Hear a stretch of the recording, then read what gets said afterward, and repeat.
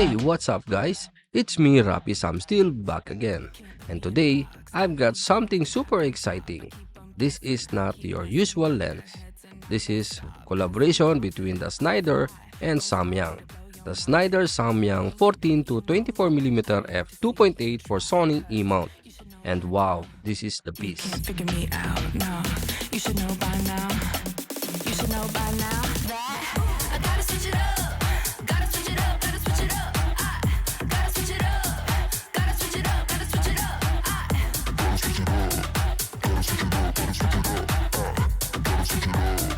Gotta switch it up, gotta switch it up. Make my own rules, play my own games. I don't give a what you say or think or do. The way you live your life is up to you, boo. So you do you and I'll do me. Just let it roll, just let me be. At first glance, this lens looks premium.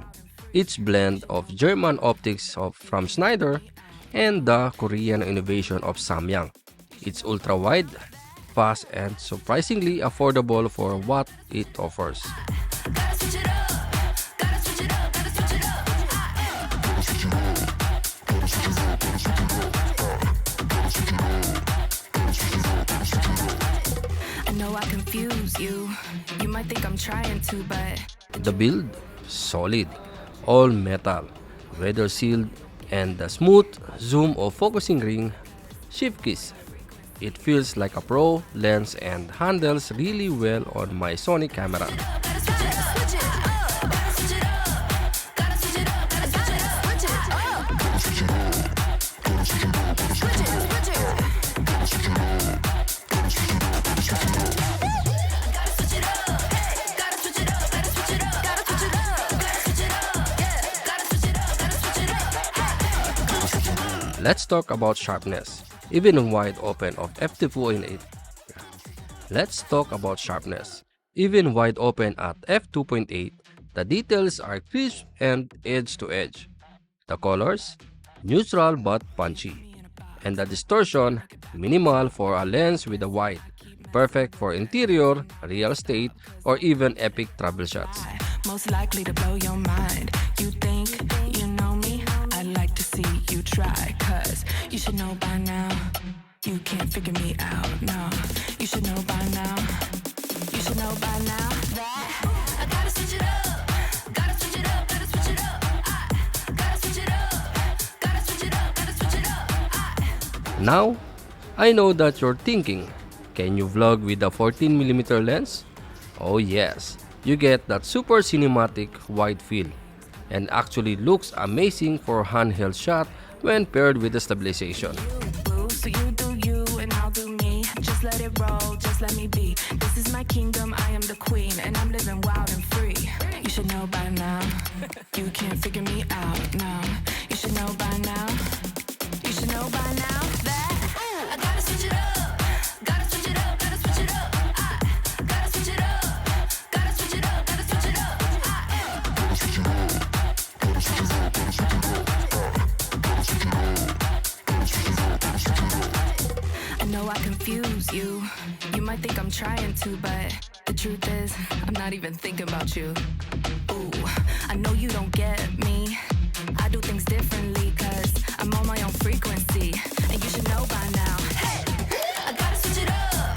Gotta switch it up, gotta switch it up. Switch it up. Gotta switch it up. Gotta switch it up, gotta switch it up. Switch it up. Gotta switch it up. Gotta switch it up, gotta switch it up. Switch it. Gotta switch it up. Gotta switch it up, gotta switch it up. Gotta switch it up. Gotta switch it up, gotta switch it up. Gotta switch it up. Gotta switch it up. Yeah. Gotta switch it up, gotta switch it up. Gotta switch it up. Gotta switch it up, gotta switch it up. Gotta switch it up. Gotta switch it up, gotta switch it up.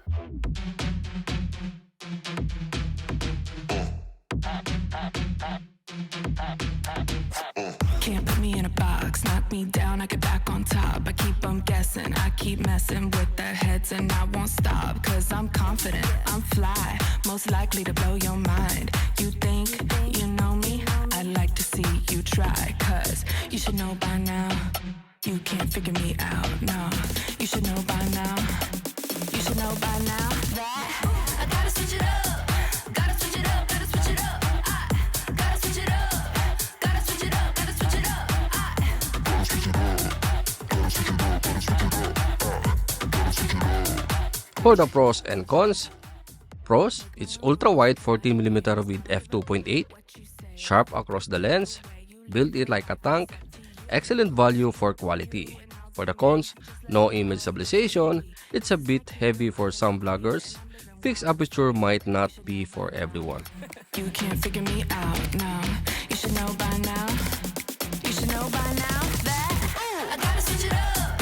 Gotta switch it up, gotta switch it up. I gotta switch it up. Gotta switch it up, gotta switch it up. So, is the Schneider and Samyang 14-24 f2.8 worth it? If you shoot landscape, architecture, or want an epic, wide look for your content, then yes. For the price, it's hard to beat. Let me know in the comments what you think or if you are tried it yourself. And you should know by now. Hey, I gotta switch it up. Gotta switch it up, gotta switch it up. If you like our background music, check the audio. These platforms offer tons of background music and sound effects. Perfect for your video, if you are a content creator or filmmakers. Check the audio. They have these two cool AI, the Link Match and the Hands AI. Easy to use and you will get the best music that's perfect for your content. If you want to avail the 70% off, please check the link on the description on this video and use my promo code to avail the 70% off on Audio Pro for 1 year. And if you are searching for a film emulation, check this Dehancer. They have a film emulation set that brings your photo and video film look and nostalgic effects. I'm fly, most likely to blow your mind. You think you know me? I'd like to see you try, cause you should know by now. You can't figure me out, no.